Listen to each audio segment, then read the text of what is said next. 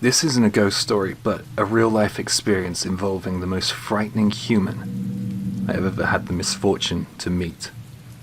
This happened at the end of the year 8 years ago. A new guy joined my team at work. He was a young guy and he wore fashionable glasses. I had to train this guy up. I had been training people for about 3 years, so it wasn't that hard. I like to think I do a good job too. A week after the new guy joined the company, I was informed that he was going to miss training because he had called in sick with a cold. I just want to remind you again that this was before COVID. But that year there were a bunch of bugs going around, so I didn't really pay too much attention to his absence. The week after, he called in sick again, and the week after that. Seems like he was ill every Monday. It went on like this for 4 weeks. The excuses varied each week, from colds to stomach aches to headaches, you know. I heard that he was living alone, and I guessed that this guy liked to party a little too much on the weekends or something. He would always come into work and offer weak apologies on Tuesdays. Well, my boss was really pissed off at him. He told him that the next time he's sick, he better bring a doctor's note. The following week, I heard from a colleague that he had called in sick yet again. I was livid since I was supervising him.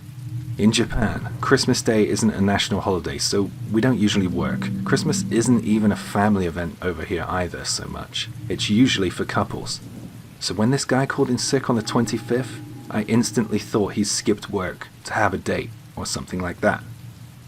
I managed to convince myself of that. I was really annoyed because I had always wanted Christmas off to spend time with my girlfriend. And this guy just joined the company, kept skipping my training sessions, and had a 3-day weekend each week. I flew into a bit of a jealous rage. It wasn't fair and I hated it. So I grabbed his resume, and looked up his address and headed over to his apartment. I know I shouldn't have done that, but I think I was really stressed out at the time. It's no excuse though, really. I rang his doorbell and he didn't come to the door. I called his phone and he didn't answer. I guessed that he must be out somewhere enjoying another one of his sick days. I was thinking about what to do next, and I put my hand on his doorknob and opened it. I was too curious to pass up this opportunity. I put my face to the gap in the door. It was dark in there, and I couldn't see a thing. "Hey, you in there? Feeling sick, are we?" I said something like that, but I got no response. Then a thought came to me. What if he really was sick? What if he had some sort of undiagnosed sickness? I mean, I guess he could have been sick the whole time. I went into his apartment with the intention of checking on his well-being and thinking the worst, unsure of what I would find. What I found was something I could have never prepared for. It was dark in what I guessed was his living room, so I groped for the light switch. I managed to find it. When the light came on, I saw a woman sitting in a chair. I screamed. She was completely motionless. After a few seconds, I realized that she was a life-sized doll. It was super realistic. If you didn't look at it from the front, you'd never know that it wasn't a doll. It looked so lifelike. It was a pretty strange sight to turn on the light and to see a doll sat there in a chair in a once dark room. But what was on the table was just as strange to me. KFC. It's what we eat at Christmas in Japan. A Christmas cake and wine glasses. It was like he had set up a date with the doll. It also just dawned on me that I was now trespassing in this guy's house, since he clearly wasn't home. I didn't like what I was seeing here either, so that had me on edge. I began to sweat. I went to turn the light back off and slip out silently, when I heard, "Hey Kaidi, I'm back." There in the doorway stood the new guy from work. "Hey, boss. What are you doing here?" he said. I was sure I was trapped in the apartment of a madman. I didn't know what to do. I just wanted to go. I really shouldn't have come. I don't know if this guy had any other fetishes I should be worried about. He stared at me with a glare I had never seen from him at work. He looked like a completely different person. I thought we might get into an altercation, but that feeling slowly slipped away as I stood there dumbstruck. I had to say something before it turned into a felony. I'm really sorry, I thought you were sick when you didn't come to the door or answer my calls. I came to check on you, and the door was open, so I came in. I mean, you've been sick a few times this year.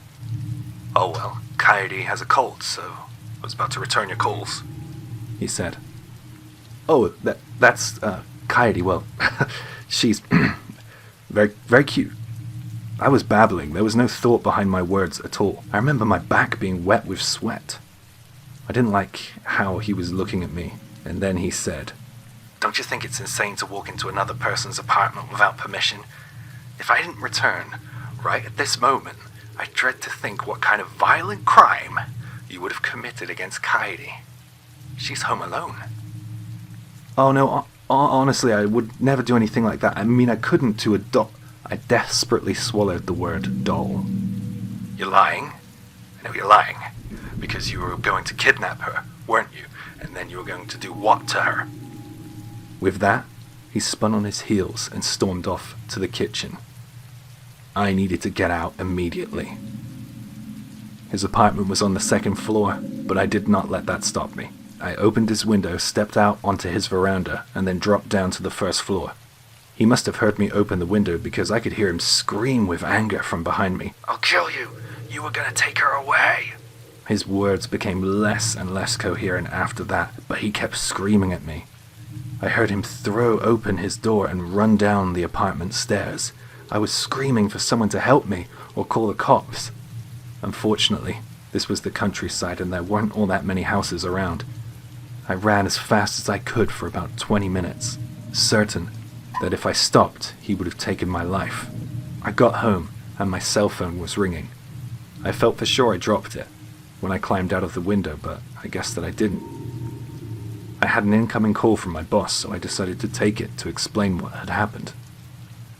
He cut me off and said, "The new guy's been arrested. What happened?" A police car had been on a routine patrol in his area, thankfully, and they had seen him walking the streets with a kitchen knife in his hand, looking menacingly. They asked him what he was doing, and he said that he was going to murder someone with my name. So they instantly arrested him. My boss picked me up and took me to work, where we waited for the police to come and interview us. The new guy was admitted to a psych ward, and naturally was fired.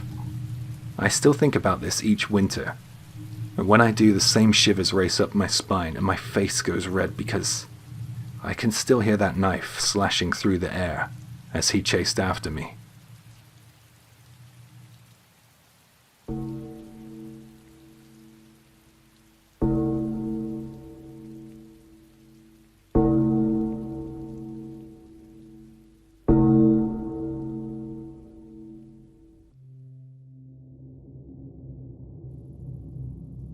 When my friend got his driver's license, we decided to take a trip to a famous haunted location.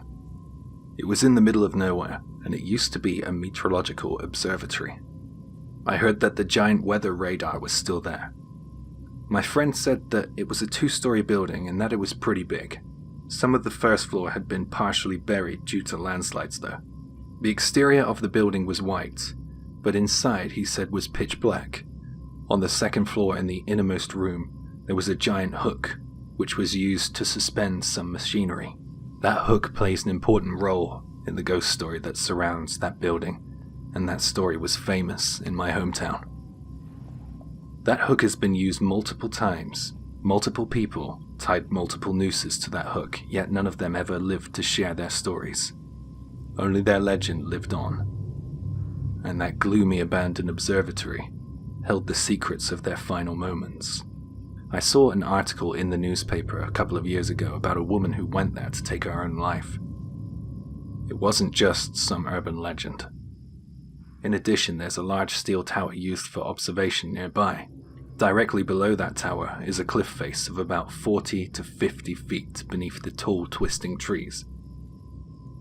People say that if you leap from there, your body will never be found. I don't know why they say that, but they do.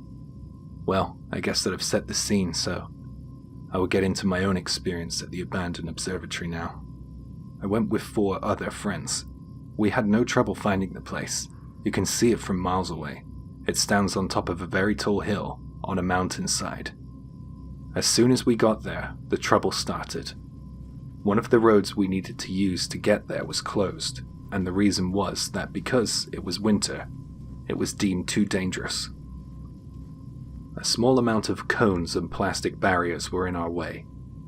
The stuff you might see at a construction site. It couldn't be helped. We had to get out and move all that stuff aside to get up there. Up until we had got to the barrier, we had seen the reassuring lights of houses and streetlights on the road, but once we passed through, there was nothing but darkness created by the dense tree coverage. If we turned the headlights out on the car, we wouldn't be able to see a thing. There seemed to be nothing but an endless sea of trees either side of the car. This was a mountain pass after all. My friend who was driving was getting nervous. The road had numerous sharp turns and twists, and like the sign warned us, it was beginning to get a little icy out there. One of my friends noticed a landmark and knew that the observatory wasn't far away, so we parked up on the shoulder of the road, turned our flashlights on, and headed out. He said that the place wasn't far from here, just up a little hill. Well, he was wrong about both things. It was far, and the hill wasn't little. It was pretty much a mountain. We had to climb through thickets and weave in and out of trees, and I was thinking, is this worth it? But we'd come this far, right? As we went higher and higher, the incline increased, and the drop below us seemed more and more dangerous. Somehow, we finally made it to the observatory. Weeds and ivy covered the windows and wrapped themselves all over the walls. Seeing that abandoned facility reminded me of the Resident Evil games. Because of landslides, soil and debris had reached the second floor, yet somehow the entrance to the building was unblocked. When we got closer to the building, we realized that we could get in through the second story easily, but we wanted to go through the main door. There was broken glass all over the floor in there, and the weeds and ivy had gotten in too. The second I set foot in there, I felt as if something was very wrong with this place. I don't know if that was down to the way it smelt. The bathroom was closest to the door, so I guess that could have been the source of the smell. We didn't spend long in there. We went back to the entrance and proceeded to move into a large open room. There wasn't anything in here apart from a door, but we couldn't get it open due to the effects of the landslide. It was difficult to walk in this room since the earth must have shifted. We couldn't walk in a straight line. We headed back to the entrance again and began to climb the stairs to the second floor. We found a double bed in a room at the top of the stairs. I guess that it belonged to the night watchman or something. As we walked, we quickly came to realize that the condition of the floor was way worse than the ground floor. One room had a wooden floor, and it really didn't look like we were going to be able to safely navigate around in that room, so we kept moving down the corridor. The smell was worse now. It was making me nauseous, and I could feel a headache coming on. It felt like it was more than just some smell, and it wasn't from the bathrooms. That feeling in the pit of my stomach was now a stabbing pain. I really wanted to leave. Cold sweat was amassing my brow. I didn't want to be a chicken in front of my friends, so I kept my mouth shut and pushed on. There was just one room at the end of the corridor, the room with the famous hook on the ceiling. As soon as I looked up, I found the source of the smell. They were swinging in the breeze slightly. I will never forget her white coat, and the clothes underneath looked like camouflage. She really didn't want to be found heading up here, I guessed. It was such a morbid thought. Liquid dripped, and I caught sight of her long, twisted, dark hair dangling. I looked up and thought, I didn't know necks could get that long. Then we were running. We scrambled out of there screaming. We practically slid down the mountain on our backs, scrabbling to get away. We needed to tell someone what we found in there. Someone was shouting at us when we left, which only made us panic more. Fortunately, it was a police officer. He was angry that we moved the barriers in the road and said that some of our flashlights could be seen from down the mountain. We shouldn't have ignored the barriers, and he had a right to be angry at us. I think that we all made a silent vow that day to never go to somewhere like that again. He went inside, alone, to corroborate our story, and several agonizing minutes crawled by while we waited for him to come out. One of my friends suggested that we just leave before we got into any trouble, but we knew that wasn't a great idea. He had probably already seen our license. He came out, and he was still angry. He accused us of making the whole thing up. He said that there was no one in there suspended from the hook. I was completely astounded by that. Had we all imagined the same thing, or did we see something otherworldly in that room? He let us go at about 4:30 a.m. after taking our statements and told us to never come back. There was no chance of us coming back. The thing is, if it was a hallucination, why did we all have the same one? And that smell, why did we all smell the same smell? Why can I still recall that smell today? When I got home that night, I took a bath, and no matter how hard I scrubbed or how much soap I used, I couldn't remove the lingering scent of what I smelled in the observatory.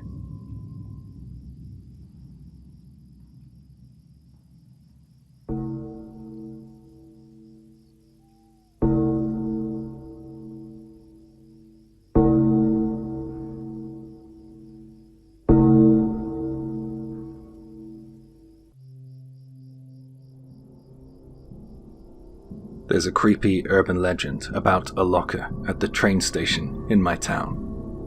There are these coin-operated lockers at the station, and if you write a letter and slip it into locker 99, then the dead will reply. Well, that's how the legend goes. It's not the most famous urban legend about coin-operated lockers, as there are some famous stories about babies being left in them. But this legend is really weird. For instance, where did it begin? Who started it? I don't know if we can ever be sure. One day after school, I asked my friends to come with me to see if the urban legend had any truth to it. I was interested in seeing what might happen. I was naive. The town I live in is a commuter town, so the station is pretty big. There are a lot of coin lockers in different areas of the station. We went in search of locker 99, and we found it. It was in a dark and lonely corner of the station, out of the way of the traffic of commuters. I had prepared a letter to put in there. I guessed that I could ask the dead anything, right? I mean, they had nothing but time to reply. Well, that's how I said it to my friends. In the letter, I had asked them if they could tell me what kind of girl one of the older guys at school likes. I had a crush on him. I wonder what kind of reply I'll get. I said aloud to my friends, and one of them raised a very good question. How'd you get a reply? So I opened locker 99, paid for an hour, and put my letter in there. I suggested that we all kill some time in a nearby cafe and return in an hour. When we came back, I opened the locker, and the letter was sealed, and in the exact same place I left it. I didn't feel like putting more money in the locker, and it didn't seem like I was going to get a reply.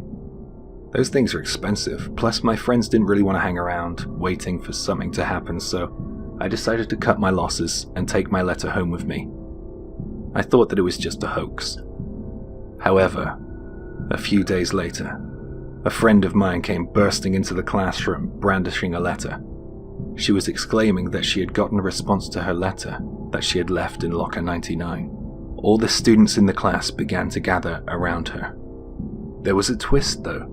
The reply to her letter came to her home address. There was no sender information and the envelope wasn't stamped. It must have been hand-delivered. The students eagerly asked her what the letter said. She said that she hadn't read it yet because she wanted to read it with all her friends at school. How are you so sure that it's a response from locker 99 then? Anyone could have written that. I said. I was quickly scolded by her friends who told me that it couldn't be anyone else because the timing was too perfect. So the girl in front of the whole class tore the envelope open and everyone waited with bated breath for her to reveal the contents. I was still skeptical, but I will say that the atmosphere in that classroom was very tense. She pulled out a white piece of folded paper from the envelope and opened it up.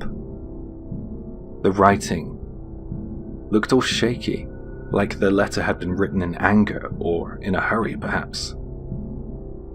It looked like it was written in pencil or perhaps charcoal. I couldn't make out any letters or words, it just looked like complete nonsense. Lines swirled and joined in crooked angles, it looked like earthworms. No one could figure out what it meant, but it was really eerie. I think that everyone in the classroom that day had the same feeling about that letter. Something about its aura made us all look at it in disgust. One of her friends said, "I don't think you should keep that." And no one in the classroom disagreed with that suggestion. The conversation about that letter finished when the girl stated that she intended to burn the letter at lunch with a lighter. Then several days later, the girl who received that letter was absent from school. The last place that anyone saw her was at the train station. Some kids at school say that she was seen in front of locker 99. No one knew of her whereabouts. A month passed and no one had seen her. No one spoke about that locker anymore. We were all scared. I don't know what happened to her, but I bet whoever posted that letter had something to do with it. And something to do with that locker. One day, a few months after her disappearance, I was walking to the platform at the station when I spotted something from the corner of my eye. There was someone stood in front of locker 99. I could only see them from behind, but they resembled the missing girl so much I felt as if I had to run over there and see for myself. I raced through the crowd of commuters, convinced that I had found my classmate, but when I got through the crowd, I couldn't see her. She was gone. However, the locker was open. Not by much, but enough for it to be noticeable. It looked like the mouth of some predator waiting to lunge at its prey. I edged closer to it. My brain was warning me to get away from the locker, but contrary to my will, I watched as my hand rose towards the door and opened it wider. There was a piece of paper in there. A reply from the dead. I wondered, what if it's a message from the girl who disappeared? I stretched my trembling hand to the folded piece of white paper. "Don't," a voice behind me said. I suddenly felt as if I had control over myself again, and I withdrew my hand from locker 99. I turned to look behind me, but no one was there. From the darkness of the locker, I felt as if something was staring at me.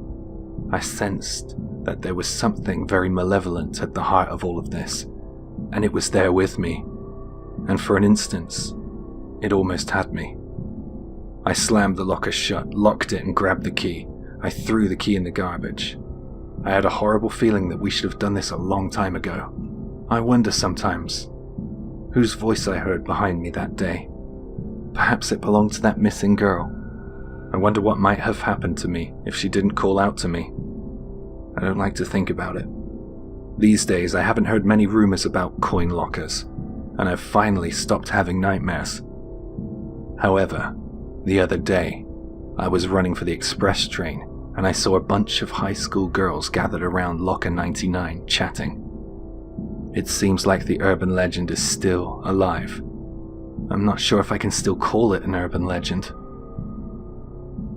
I expected to see locker 99 shut, since I threw the key in the garbage, but I couldn't believe my eyes when I saw that it was open.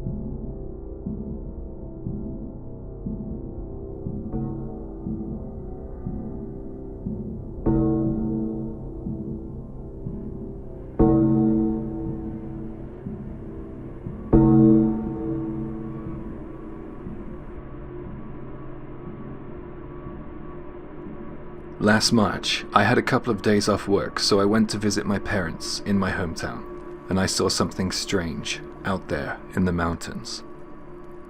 I've tried my best to search online for any other eyewitness testimonies of what I saw, but I've come up empty each time. So if anyone has any ideas, it would be great to hear them. My parents live in the mountains pretty much.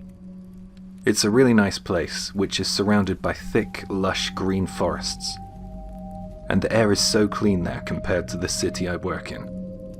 It's not exactly in the middle of nowhere, but the nearest town is about a 30 or 40-minute drive away. It was great to be home. I was enjoying a relaxing break from work. I was new to the world of work, and it was nice to have the home comforts I missed once again. After a day or so, I was kind of bored of being at home though. My parents had a car, but my dad used it for work, and the nearest bus stop was about a 30-minute walk away, so I couldn't really get out and about. My mum suggested that I climb the local mountain. There was a small mountain not too far from our home. I used to climb it all the time when I was younger. It's nothing special, but it's pretty beautiful. I liked the idea of taking a trip down memory lane, and since it was March, I thought that there wouldn't be many bugs out. So I went upstairs to get ready. I thought that it would be a nice break from office life too. I mean, at work, I just sit behind a computer all day long. As I was approaching the mountain, I was taking photos with my smartphone of the trees and the flowers. I ended up getting off the main trail and going into the mountainous woods a little. Normally, I would think this was a bad idea, but I felt like a little adventuring that day. I was enjoying myself, and I heard something from behind me, to the right. It was a kind of rustling sound. I was really frightened at the idea that some animal could be charging towards me. It didn't sound as big as a bear, but it could have been a wild boar or a stray dog or something. It would be pretty scary to be attacked by any of those. I turned to face my fate while praying that it was only a rabbit or a cat. A few seconds passed and I saw it. At first I thought it was a wild boar, but I was wrong. It was the height of a large dog though.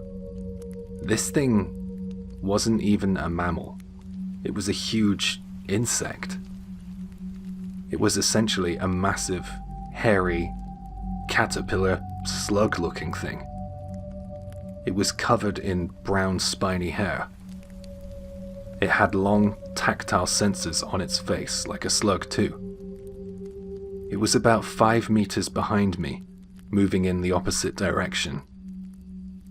I only saw it for a few seconds, and in the first second or two, I thought that it was a wild boar, so I braced myself. But when I saw what it really was, it was almost gone. I didn't get a chance to take a photo of it. I know slugs and caterpillars don't move especially quickly, but when it slipped behind a bush, I lost it completely. I thought about it for the rest of my hike up the mountain. On the way back down, I was taking photos again, holding my phone in my hand so I would be ready to snap any photos of the creature if I saw it again. But I didn't see it. I didn't deviate from the path this time though. When I got home, about an hour after I set off, I told my parents about what I had seen. And they told me that there had been some sightings of wild boars on the mountain. Well, thanks for recommending me to go up there, Mum. Jeez. The next day I went into the town, and later that night I headed back to the city. My parents are trying to convince me that I just saw a wild boar, but I know I didn't. I was hoping to find someone who had a similar experience online, but I haven't found anything yet.